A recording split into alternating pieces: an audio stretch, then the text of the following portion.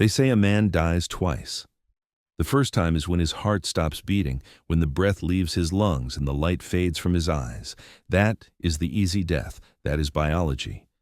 But the second death is far crueler. The second death happens when your name is spoken for the last time, when your legacy evaporates, when the world simply decides that you no longer exist. Most men fear the bullet. They fear the knife in the dark alley or the sudden screech of tires.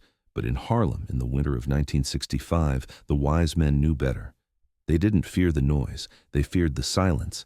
They feared the moment Ellsworth Bumpy Johnson picked up a telephone, spoke 3 words, and erased a man from history without ever leaving his chair. This is not a story about a murder. There were no police reports filed, no chalk outlines drawn on the pavement, and no funeral procession winding down Lenox Avenue. This is the story of a ghost. A man named Billy Brangan who walked into Harlem a king and woke up the next morning a phantom. And it all began on a Saturday night in November, inside the suffocating, screaming cauldron of the Harlem Armory. To understand the end, we must first understand the arena. The 369th Regiment Armory on 142nd Street wasn't just a building. It was a living, breathing beast. On this particular night, the air inside was heavy enough to crush a man. It was a physical weight, a suffocating blanket woven from the blue haze of cheap cigar smoke, the sour reek of stale beer, the cloying scent of drugstore cologne, and the unmistakable metallic tang of fresh blood. 3,000 souls were packed into a space designed for half that number. They hung off the mezzanine railings like birds of prey. They stood on the splintered wooden benches, screaming until their throats were raw. They pressed against the security barriers, a sea of fedoras and flat caps, all of them hungry. They were hungry for violence. They were hungry for the spectacle. The humidity was so high that condensation slicked the exposed brick walls, making the building itself seem to sweat in anticipation of the carnage waiting in the center of the room. But if you looked past the bloodlust of the crowd, if you looked past the chaotic swirl of betting slips and the shouting vendors, your eyes would eventually land on the front row, the eye of the hurricane. There, sitting in the center seat, wrapped in a silence that was louder than the roaring crowd, sat the true power of Harlem, Ellsworth Bumpy Johnson. He was wearing a charcoal gray Italian silk suit, tailored to perfection, hugging his frame without a single wrinkle. A diamond pinky ring caught the overhead lights, flashing like a warning beacon every time he raised his hand to sip his lukewarm ginger ale. While the rest of the arena was a frenzy of motion, Bumpy was a statue. He possessed the detached, analytical gaze of a grandmaster watching a chess game that he had already won 10 moves ago. To his left sat June Bug. June Bug didn't watch the ring. He didn't care about the boxing. His job was to watch the darkness. His eyes darted back and forth, scanning the chaotic crowd, looking for a sudden movement, a hand reaching into a coat, a glint of steel. He was the shield. Bumpy was the sword. To Bumpy's right sat a city councilman, a man whose suit was expensive, but whose soul was cheap. He was sweating profusely, laughing too hard at Bumpy's quiet observations, desperate to show the world that he was sitting next to the king. Because that's what this was. This wasn't just a boxing match. This was a royal court holding session. The promoter, a nervous, oily little man named Solly Weiss, had practically begged Bumpy to be there. Solly knew the mathematics of the street. He knew that a boxing match in Harlem without Bumpy's blessing was just a street fight with tickets. But with Bumpy inside the ropes, handing over the trophy, that gave the event a holy legitimacy. It signaled to the neighborhood that this was sanctioned. It signaled that the streets were safe tonight because the king was watching. But in the ring, the king's favor couldn't save the local boy. The main event was reaching a brutal, sickening conclusion. The local favorite was a kid named Marcus the Hammer Little. Marcus was the pride of 116th Street, a church deacon on Sundays, a mama's boy who was fighting to buy a house in Queens. He had a fast jab and a heart the size of a lion, but tonight, heart wasn't enough. Tonight he was being dismantled. Standing over him, grinning through a mouthpiece that looked like a jagged scar, was the challenger. Billy the Butcher Brangan.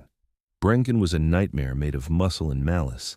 Standing 6'5", built like a slab of granite quarried from Hell's Kitchen, he was a brawler who fought with a cruelty that made even the hardened gamblers look away. He didn't just want to win. Winning was boring. Brangan wanted to maim. He had pale, milky skin that flushed crimson when he was angry, a shaved head, and eyes that looked like 2 chips of dirty ice. All week long, Brangan had been baiting the neighborhood. He gave interviews to the downtown papers calling Harlem a sewer. He called the residents garbage. He drummed up racial tension just to sell a few more tickets, feeding on the hatred like a vampire feeds on blood. And now, he was delivering on his threats. The sound of Brangan's right cross connecting with Marcus's jaw echoed through the armory like a gunshot. It wasn't a thud, it was a crack. The sickening sound of bone meeting bone with lethal intent. Marcus's head snapped back violently. A spray of sweat and blood flew into the 3rd row, peppering the expensive suits of the VIPs. His knees buckled instantly. The lights went out in his eyes before he even hit the canvas.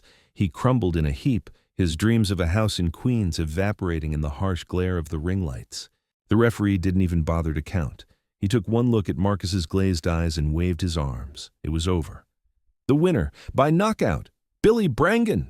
The announcer's voice roared into the hanging microphone, but it was almost drowned out by the reaction.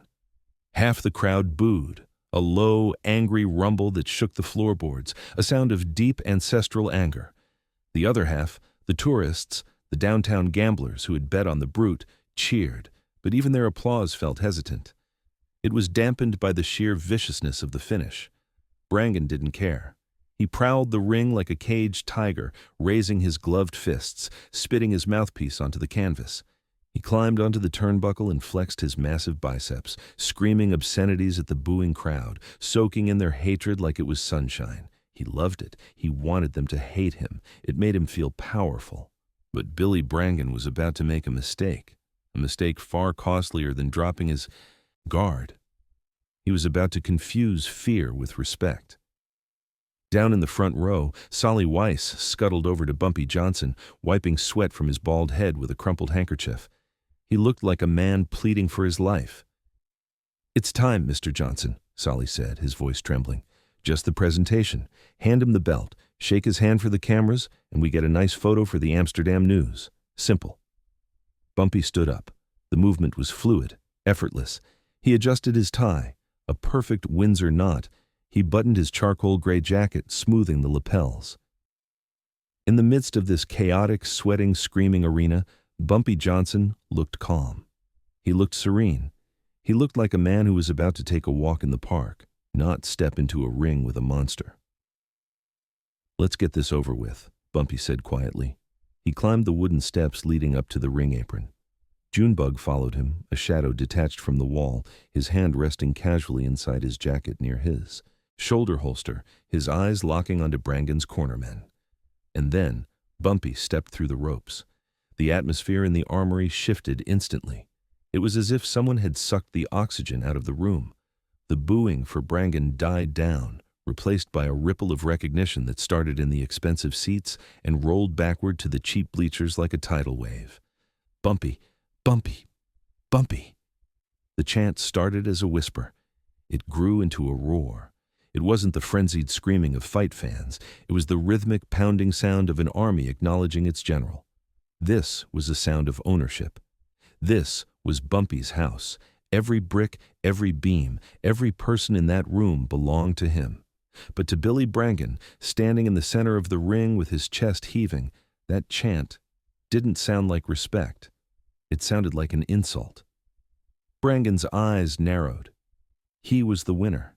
He was the gladiator who had just spilled blood. He was the one who had knocked a man, unconscious. And yet, this old man, this gangster in a fancy suit, was stealing his thunder. Brangan watched Bumpy walk toward him, carrying the large gold-plated championship belt. He saw the way the crowd looked at Bumpy, with that potent mix of fear and adoration, and it ate at his ego like acid.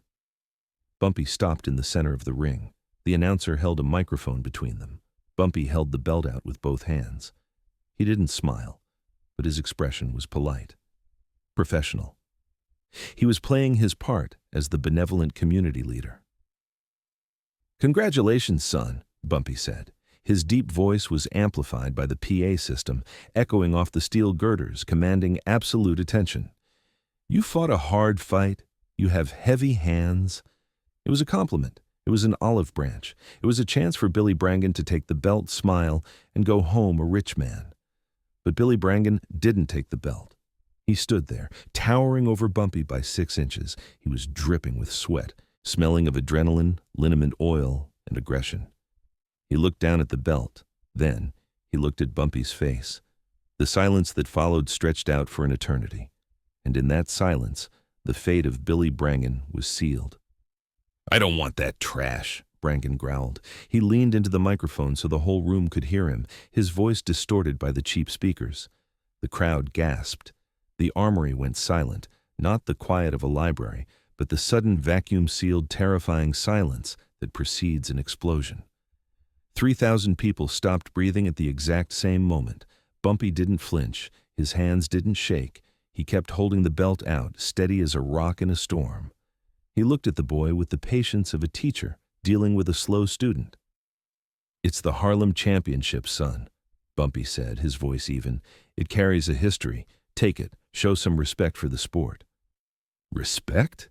Brangan laughed. It was a harsh barking sound that grated on the ears. "Why should I respect you? You're just a criminal in a fancy suit. You think because these sheep cheer for you, you're somebody? You're nothing. You're a relic." Solly Weiss, the promoter, rushed into the frame, his face pale as paper. He looked like a man watching a bomb tick down to zero. Billy, stop! That's Bumpy Johnson. Show some respect." "I don't care who he is," Brangan shouted, playing to the crowd now, fueled by his own adrenaline and a fatal arrogance. "I'm the King of New York. I'm the one with the fists. This old man? He's a joke. He's yesterday's news." Bumpy lowered the belt slowly. He handed it to the stunned announcer. He looked up at Brangan. Bumpy's face was unreadable, a mask of stone perfected over 40 years of surviving gang wars, prison riots, and betrayal. "You have a big mouth, boy," Bumpy said calmly. His voice dropped an octave, losing the pleasantry, becoming something cold and subterranean. "But in Harlem we value manners. You are a guest in my house." Brangan stepped closer. He invaded Bumpy's personal space, violating the unwritten rules of the street. He leaned down, his sweaty red face inches from Bumpy's cool, composed features. The smell of blood and aggression was overpowering. "Make me leave," Brangan whispered, and then he did the unthinkable. Brangan pursed his lips, gathered a mouthful of saliva and blood from his cut gum, and spat. It wasn't a mistake. It wasn't an accident during a shout. It was a deliberate, calculated act of ultimate disrespect. A glob of bloody saliva hit Bumpy directly on the lapel of his charcoal gray suit, staining the expensive Italian wool. The silence in the armory was absolute. Time seemed to fracture. Junebug was through the ropes in a split second. He moved with a speed that belied his size. He had a straight razor in his hand before his feet even hit the canvas. 3 other men from Bumpy's crew, hard men with scars and cold eyes, were vaulting the security barrier. They were going to kill Brangan right there on live television. They were going to carve him into pieces before he could throw a single punch. "No." Bumpy's voice cracked through the air like a whip. It was a command, not a request. He held up one hand, palm facing Junebug. Junebug froze. He was 5 feet away, the razor glinting dangerously under the harsh ring lights. His chest was heaving, his eyes wide with a murderous protective rage. "Boss!" Junebug hissed, vibrating with tension. He spit on you, let me do him." "I said, stand down," Bumpy said. His voice was quiet now, terrifyingly controlled. Bumpy looked down at his lapel. He looked at the spit. He didn't look angry. He looked disappointed. He looked like a man who had found a stain on a restaurant tablecloth. He reached into his breast pocket and pulled out a pristine white silk handkerchief, the only clean thing in the entire dirty, sweaty ring. Slowly, deliberately, Bumpy wiped the mess away. Didn't rush. He folded the handkerchief carefully, contaminated side in, and then dropped it onto the canvas at Brangan's feet. He looked up at the boxer. Brangan was grinning. He thought he had won. He thought he had proven he was the alpha male. He interpreted Bumpy's restraint as cowardice, the hesitation of an old man afraid to get hit. "That's what I thought," Brangan sneered, turning away. Go back to the nursing home, Grandpa. Bumpy didn't speak. He stared at Brangan's back for 3 long seconds. He wasn't looking at a fighter anymore. He was looking at a dead man walking. He looked at him not with anger, but with the cold, detached pity a butcher gives a cow before the hammer falls. Then Bumpy turned. He walked to the ropes. He climbed down the stairs, his movements dignified and slow. "Let's go," Bumpy said to Junebug, walking past him without stopping. "Boss," Junebug pleaded, sheathing his razor but shaking with adrenaline. "We can't walk away. The whole neighborhood saw that. We look weak. They'll think you're soft." "We are leaving," Bumpy said. He walked up the center aisle. The crowd parted for him like the Red Sea. They were whispering, confused, terrified. Why didn't he do anything? Is Bumpy losing his touch? Is he scared of the white boy? Brangan was still in the ring, laughing, holding his arms up in victory, oblivious to the fact that he had just signed his own death warrant. Bumpy walked out of the armory and into the cool night air of 142nd Street. The noise of the city seemed muffled, distant. He got into the back of his black Cadillac Eldorado. Junebug got in the front passenger seat, slamming the door hard enough to rock the heavy car. The driver, a young kid named Reds, looked nervous in the rearview mirror. "Drive," Bumpy said. "Where to, Mr. Johnson?" Reds asked. "The office." They drove in silence for 10 blocks. The streetlights flickered over Bumpy's face, revealing nothing. Junebug was gripping the dashboard, his knuckles white. He couldn't understand it. In the old days, Bumpy would have cut that man's tongue out and mailed it to his mother. Finally, Bumpy spoke. "Junebug." "Yeah, boss," Junebug answered, his voice tight. "What is that boy's name?" "The boxer. Billy Brangan. They call him the Butcher. He signed with Mickey Cohen's outfit out of Jersey, but managed by a local guy named Goldman." Junebug continued, reciting the intel. "He trains at the ringside gym on 125th. "Brangan!" Bumpy rolled the name around in his mouth like a piece of hard candy. "He wants to be a champion. He wants to be famous. He wants the money. He wants the adulation. He's a contender, boss. The papers say he's got a shot at the title next year. He's a draw." Bumpy reached into his pocket and pulled out a cigar. He lit it with a gold Zippo lighter. The flame illuminated his face for a brief second. He wasn't angry. He was smiling. A cold, reptilian smile that never reached his eyes. "He thinks he's a fighter," Bumpy said softly, watching the smoke curl against the velvet ceiling of the car. "But he doesn't understand the arena. The ring is small, Junebug. It has ropes. It has a referee. It has rules." Bumpy turned to look out the window at the passing city. The world is my ring, and in my ring, there are no referees." Bumpy took a long, slow drag of the cigar. The smoke pooled around him, a temporary shield against the indignity of the night. "You want me to send the boys to break his legs?" Junebug asked hopefully, turning in his seat to face his boss. "We can catch him leaving the armory, break his hands so he never throws a punch again. It would be easy, boss." "No," Bumpy said, shaking his head.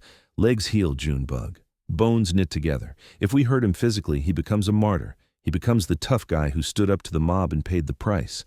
The papers will love him. He sells more tickets. He becomes a hero." Bumpy exhaled a cloud of blue smoke that drifted toward the front of the car. "I don't want to break his body, Junebug. That is too simple. I want to erase his future. I want him to wake up tomorrow morning and find out that he doesn't exist. I want to starve him." The car pulled up to the Palmetto Chemical Company. This was Bumpy's storefront for his legitimate business dealings. It was a stark contrast to the flashy clubs and the opulent armory. It was quiet here. It smelled of industrial cleaner and dust. Bumpy walked into the back room. It was sparse. Just a heavy oak desk, a black rotary phone, a ledger, and a metal trash can. He sat down behind the desk. He didn't take off his jacket, even though it was stained with the boxer's filth. He wanted the reminder. He stared at the black phone as if it were a weapon more lethal than any gun Junebug carried. Bumpy knew how the boxing world worked. He knew the dirty underbelly better than the commissioners did. It wasn't about the fighters. It was about the infrastructure, the unions, the teamsters who drove the lighting rigs, the electricians who set up the arenas, the beer distributors, the towel guys, and most importantly, the gambling commission. Bumpy picked up the phone. He dialed a number from memory. The rotary dial clicked and whirred, the sound of a guillotine being hoisted. "Hello?" a groggy voice answered. It was nearly midnight. "Frankie," Bumpy said. "It's Ellsworth." The voice on the other end woke up instantly. Frankie Carbo, the czar of boxing, a man who controlled the International Boxing Guild from the shadows. He was mobbed up to his eyeballs with the Lucchese family, but he and Bumpy had always had a gentleman's agreement. "Bumpy," Frankie said, his tone shifting to respectful alert. "I heard about tonight, the Armory. I'm sorry, my friend, truly. That kid, he's a loose cannon, an animal. I'll have a talk with his manager first thing in the morning." "I don't want you to talk to his manager, Frankie," Bumpy said, his voice smooth as silk wrapped around a razor blade. "What do you need? You want him suspended? I can get him a 6-month ban for unsportsmanlike conduct. We can say he assaulted an official." "No," Bumpy said, "I want him gone." "Gone? Like hit?" Frankie whispered. "No, I want him dead professionally. I want him to never step inside a sanctioned ring again. Not in New York, not in Jersey, not in Vegas, not even in a barn in Mississippi." Frankie hesitated. Bumpy could hear the gears turning over the phone line. "Bumpy, the kid is a draw. He brings in gate money. The commission loves a villain. If I blacklist a top contender, the promoters are going to scream. They've got money invested. Mickey Cohen has money invested." Bumpy leaned back in his creaking leather chair. "Frankie, do you remember 1958, the union strike at the Garden, the one that cost you $1 million a week?" Silence on the line. "I remember," Frankie said softly. "Do you remember who ended that for you?" "You did, Bumpy. And do you remember who makes sure your numbers runners operate safely north of 110th Street without the police harassing them? Who keeps the peace so you can collect your envelopes?" "You do, Bumpy." "Good," Bumpy said. "Now listen to me very carefully. If Billy Brangan fights again anywhere, my protection ends. Your runners will be picked up by the police every single day. Your trucks delivering beer to Harlem will be hijacked and burned. And the strike at the Garden? It might start up again. I hear the electricians are very unhappy with their new contract." Frankie Carbo sighed. It was the heavy sigh of a businessman counting the cost and realizing the price was too high to argue. "Okay, Bumpy, I hear you, but he's got a contract for a fight in Philly next month, a big TV spot." "Make the phone call, Frankie. Tell the venue the electricians won't work if Brangan is on the card. Tell the concession stand guys they'll have a strike. Tell the referees they'll lose their license if they step in the ring with him." "All right," Frankie said. "Consider it done. He's poison. I'll burn his card." "Thank you, Frankie." Bumpy hung up. He didn't celebrate. He just dialed the next number. This one was to a man named Slick Watts, the biggest sports bookie in the city, the man who set the odds for every fight from the Bronx to Brooklyn. Slick. "Mr. Johnson, late call. Everything okay?" "Billy Brangan," Bumpy said. "Yeah, great fight tonight. I mean, the ending was ugly, but the kid can punch. I made a bundle on the knockout." "Take him off the board," Bumpy said. "Excuse me. No more bets on Brangan. Tell the other bookies, tell the guys in Jersey, if anyone takes action on a Brangan fight, they answer to me. I want the money to dry up. If there's no vig, there's no interest. If people can't bet on him, they won't watch him." "Mr. Johnson, that's unprecedented. He's a heavyweight contender." "He is a ghost, Slick. Do not make me come down there and explain it to you in person." "You got it, Mr. Johnson. He's off the board. As of right now, he doesn't exist." Bumpy made 3 more calls, one to a senior editor at the Amsterdam News to ensure the story wasn't about Brangan's victory, but about his erratic, dangerous behavior. One to the head of the vendors union to cut off supplies to Brangan's training camp, and one to the landlord of the ringside gym, a man who rented space from one of Bumpy's shell corporations. By 2 a.m., the web was spun. It was invisible, sticky, and incredibly strong. Bumpy finally stood up. He felt the fatigue in his bones, but his mind was crystal clear. He took off his ruined jacket. He looked at the spot on the lapel where the spit had been. It was faint now, dried into the fabric, but he could still see it. He could still feel the heat of the insult. He walked over to the metal trash can in the corner of the room. He balled up the charcoal gray Italian suit jacket, worth $500, more than most men made in 3 months, and threw it in. He took a matchbook from the desk, struck a match, and dropped it into the can. He watched the silk lining catch fire. He watched the wool smolder and turn black, curling in on itself like a dying spider. Junebug came back into the room holding 2 cups of coffee. He saw the fire in the trash can and paused. "You finish your calls, boss?" Junebug asked. "It's done," Bumpy said, his eyes reflecting the dancing flames. "Billy Brangan is a dead man. He just doesn't know it yet." "I still think we should have cut him," Junebug grumbled, handing Bumpy the coffee. "Would have been faster, would have felt better." Bumpy took a sip of the black coffee. "Fast is sloppy," Bumpy said, "and pain fades, Junebug. A broken nose heals in 6 weeks. But poverty, irrelevance, the silence of a phone that never rings, that lasts forever." Bumpy smiled, and this time it was genuine. It was the smile of a grandmaster who had just moved his queen into position for checkmate. "When he is hungry," Bumpy said, "when he is begging, when he realizes he is nothing without the machine, then we will pay him a visit." Bumpy turned off the lights in the office, leaving the fire to burn itself out in the darkness. Elsewhere in the city, Billy Brangan was celebrating at a club in Midtown. He was surrounded by hangers-on, drinking champagne, laughing about the old man he had terrified in the ring. He was completely unaware that the ground beneath his feet had already turned to quicksand. The hangover hit Billy Brangan like a sledgehammer made of lead. He woke up at 11 a.m. on Sunday, in a motel room in Hell's Kitchen. The midday sun sliced through the cheap moth-eaten curtains like a laser beam, burning his eyes. His mouth tasted like stale champagne and cigarettes, the taste of a victory that had already soured. His knuckles ached, a dull, rhythmic throb that reminded him of the man he had knocked out 12 hours ago. He sat up, groaning, and rubbed his face. Despite the headache, a smile tugged at the corner of his mouth. He was the winner. He was the king. He remembered the crowd booing him and grinned. Let 'em boo. As long as they bought tickets, he didn't care. And that old man in the suit? Bumpy Johnson? What a joke. Brangan laughed out loud in the empty room just thinking about it. He had spit on the so-called Godfather of Harlem and walked away without a scratch. It proved what Brangan had always believed. These gangsters were all myth and no muscle. Dinosaurs waiting for an asteroid. He reached for the phone on the nightstand to call room service. He wanted steak and eggs, a champion's breakfast. The line was dead. He clicked the receiver hook a few times. Nothing. No dial tone. Just a hollow silence. "Piece of junk," he muttered. He got dressed, throwing on yesterday's clothes, stiff jeans and a tight t-shirt that showed off his massive arms. He grabbed his wallet and walked down to the front desk, ready to tear someone apart. The clerk, a skinny kid with bad acne, looked up. He didn't look scared, which was unusual. Usually, people looked terrified when Billy the Butcher Brangan walked into a room. The kid just looked uncomfortable. "Phone's broken in 204, Brangan barked, leaning over the counter. "It's not broken, Mr. Brangan," the clerk said, refusing to make eye contact. "Service was cut off." "Cut off? What are you talking about? I paid for the week." "The manager said you have to leave," the clerk said, sliding a piece of paper across the counter. It was his bill, marked "paid," but with a note scrawled in red ink, "Out now." "You kicking me out?" Brangan's face flushed red.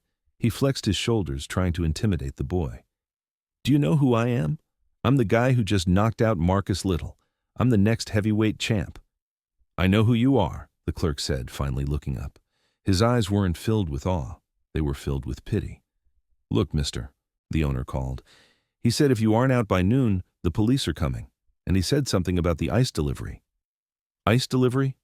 "Yeah, he said if you stay, the ice trucks stop coming. And the linen service. We can't run a motel without ice and sheets. Just go." "Okay." Brangan snatched the bill, crumbling it in his massive fist.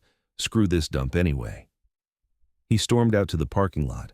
His car, a flashy red convertible he had bought on credit, expecting the fight purse to cover the payments, sat gleaming in the sun. He jumped in and turned the key. Click. The battery was dead, or disconnected. "Son of a bitch!"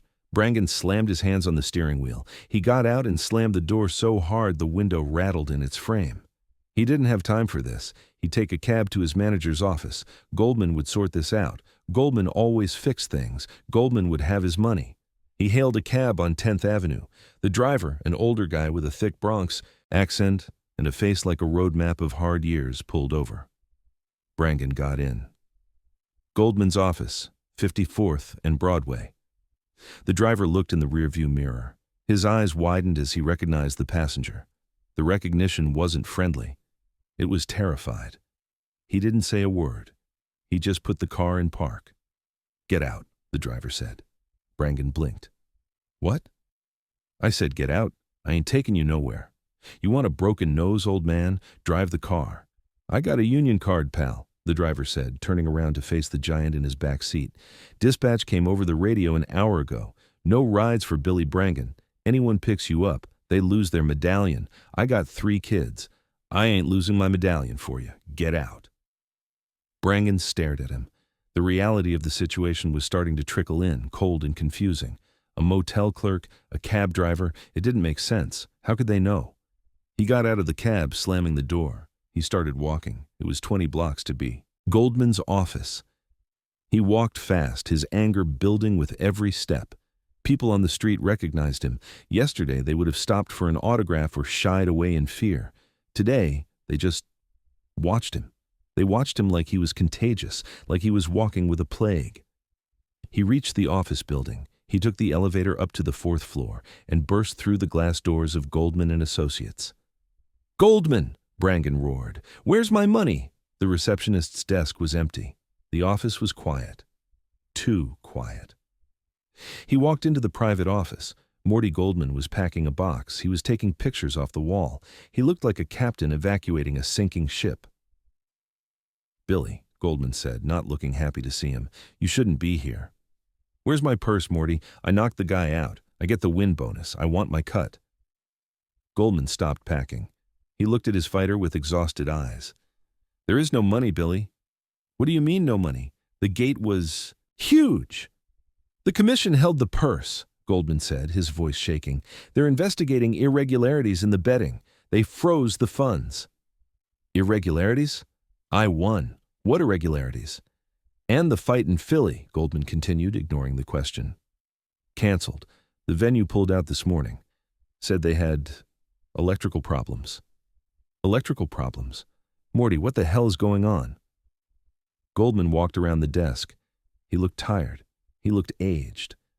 "Billy, you're a great fighter. You got a chin like iron, but you're stupid. You're really, really stupid. Watch your mouth, Morty." "Or what? You're going to hit me? Go ahead. It won't change anything. Billy, do you know who you spit on last night? Some old gangster?" "So what?" "So what?" Goldman laughed. It was a hysterical, high-pitched sound. "That old gangster is Bumpy Johnson. He runs Harlem. He runs the numbers. He knows Frankie Carbo. He knows the unions. He knows everybody." Goldman picked up his box of personal effects. "I got a call at 8:09 Sud, Billy, from the head of the Managers Association. If I represent you, none of my other fighters can get on a card in New York, New Jersey, or Pennsylvania. I have 12 other fighters, Billy. I have families to feed. I can't represent you anymore." Goldman walked past the stunned giant. "You're fired. You can't fire me. I'm the champ." "You're nothing," Goldman screamed, losing his composure. "You're poison. You're walking dead. Look around you, Billy. The phone isn't ringing. The gym is locked. You think that's a coincidence? Bumpy Johnson snapped his fingers and you ceased to exist." Goldman opened the door. "I'm leaving. Don't be here when the security guard comes up. He's got instructions to call the cops if you trespass." Brangan stood alone in the empty office. The silence was deafening. The silence of a career ending not with a bang, but with a whimper. Billy Brangan left the office building and stepped back onto the street. The city moved around him, yellow cabs weaving through traffic, pedestrians rushing to lunch, the distant wail of sirens, but he felt like he was moving through a different dimension, a dimension of silence. He had no car, no manager, no money, but he still had his pride, or at least the shredded remains of it. "I don't need them," he told himself. "I need to hit something." He walked to his gym on 125th Street. It was his sanctuary, the ringside gym, the place where he was the alpha dog. If he could just wrap his hands, smell the leather, and punish the heavy bag for an hour, he could think straight. He could figure a way out of this mess. But as he turned the corner, his heart hammered against his ribs. The metal grate was pulled down over the entrance. A heavy, brand-new padlock secured it to the concrete. There was a sign taped to the metal slats, a simple piece of cardboard with black marker scrawled across it, "Closed for renovations." Brangan grabbed the cold steel of the grate and rattled it. The sound clanged through the street, a desperate, hollow noise. "Open up!" he shouted, pounding on the metal. "It's Billy! I need my gear! Open the damn door!" Nothing. Inside, the gym was dark, silent. He kicked the grate, denting the metal, but the lock held firm. He backed away, breathing hard, sweat stinging his eyes. He looked up at the windows on the second floor. Dark. He walked to a payphone on the corner. His hands were shaking so badly he dropped his last few coins twice before getting them into the slot.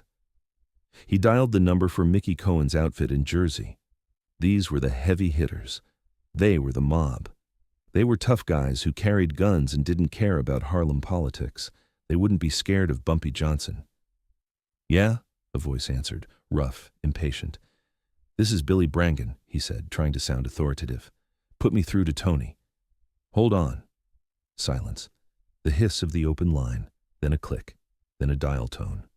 They hung up. Brangan stared at the receiver. He dialed again. "Yeah?" "Don't hang up!"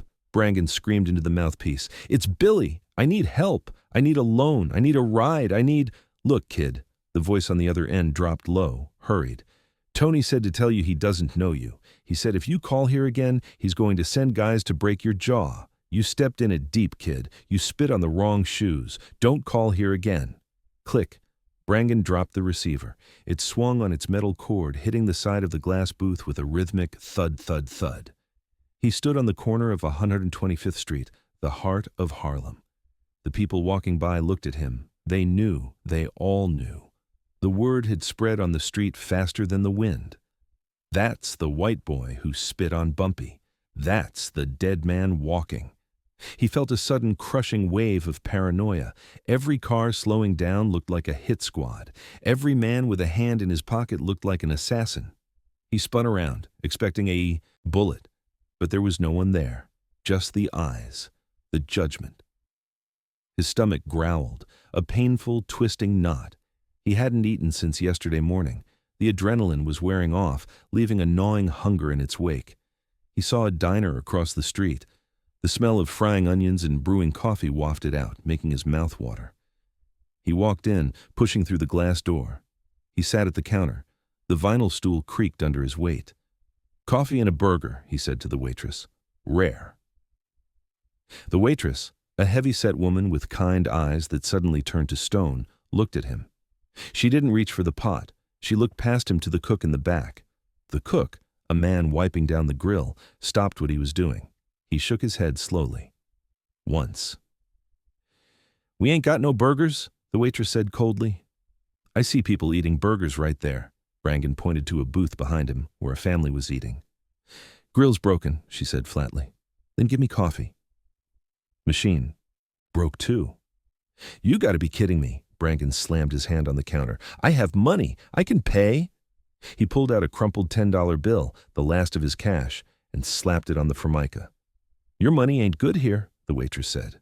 She leaned in, her voice low but carrying the weight of the entire neighborhood. "Your money ain't good anywhere in Harlem. Get out before I call my husband." Brangan looked around the diner. Everyone had stopped eating. Everyone was watching him. There was no anger in their faces, only a collective resolve. They were a wall, and he was hitting it over and over again. He stumbled out of the diner. It was 4 p.m. The sun was starting to go down, casting long, stretching shadows across the avenue. Brangan leaned against a brick wall, his legs trembling. He realized then that Bumpy wasn't going to kill him, not with a gun, not with a knife.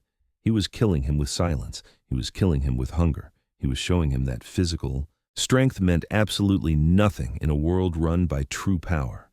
Desperation took over.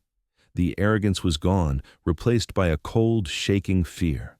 He needed to fix this. He needed to beg. He knew where Bumpy's legitimate office was, the Palmetto Chemical Company. He had heard the stories. He started walking. He walked for 40 blocks because no cab would stop for him. By the time he reached the storefront, it was dark. He was sweating, thirsty, and exhausted. He looked less like a champion and more like a vagrant. There was a single light on in the back. Brangan banged on the glass door. His fist left a greasy smear on the pane. "Mr. Johnson! Mr. Johnson, please!" The door clicked. It opened. Junebug stood there. He looked at Brangan with pure disgust. He didn't have a weapon drawn. He didn't need one. "He's expecting you," Junebug said. Brangan walked in. The office was simple. The smell of smoke hung in the air. Bumpy Johnson sat behind the desk, reading a newspaper. He looked immaculate in a fresh navy blue suit. He looked like a businessman closing a deal. Brangan stood in front of the desk. His hands were shaking uncontrollably. "Mr. Johnson," Brangan stammered, I came to apologize." Bumpy didn't look up from the paper. "Apologize for what?" For last night. In the ring. I was out of line. I was hyped up. I didn't mean it." Bumpy slowly folded the newspaper. He placed it on the desk, lining up the edges perfectly. He looked at Brangan. "You didn't mean to gather spit in your mouth and project it onto my person?" Bumpy asked calmly. "That seems like a very deliberate action for something you didn't mean." "I was stupid," Brangan said, his voice cracking. "I'm sorry. Please, just call them off. Call Goldman. Call the commission. I can't get a fight. I can't get into my gym. Even the motel kicked me out. I haven't eaten." Bumpy leaned back in his chair. "You are finding life difficult today, Billy. I'm ruined. They said I'm blacklisted. I'm a fighter, Mr. Johnson. It's all I know. If I can't fight, I starve." "Then starve," Bumpy said. The words hung in the air, heavy and final. "Please," Brangan begged. And then the big, tough heavyweight champion, the man who called himself the Butcher, fell to his knees on the dirty linoleum floor of a chemical supply store. "I'll do anything. I'll give you my purse. I'll fight for free. Just let me back in." Bumpy stood up. He walked around the desk. He stood over Brangan, looking down. "Get up!" Bumpy commanded. Brangan stood up slowly, wiping his nose with the back of his hand. "You think this is about money?" Bumpy asked, stepping closer. "You think you can buy respect?" "You spit on me, Billy," Bumpy said, his voice low and vibrating with a quiet intensity. "You spit on a man who has walked through fires you can't even imagine. You spit on this community." Bumpy stepped closer. He was much shorter than the boxer, but in that moment, under the humming fluorescent lights of the chemical plant, he seemed 10 feet tall. "I could have had you killed last night," Bumpy said softly. "Junebug wanted to cut your throat in the ring. I stopped him. Do you know why?" "No," Brangan whispered, staring at the floor. "Because death is too easy. And because I wanted to teach you a lesson about power. You have muscles. You have fists. That is violence. Violence is cheap. Any fool with a temper can be violent." Bumpy tapped his own temple with a manicured finger. This is power. The ability to take a man's life away without ever touching him. That is power." Bumpy walked to the door and held it open. The night air drifted in, cold and unforgiving. "I will make one call," Bumpy said.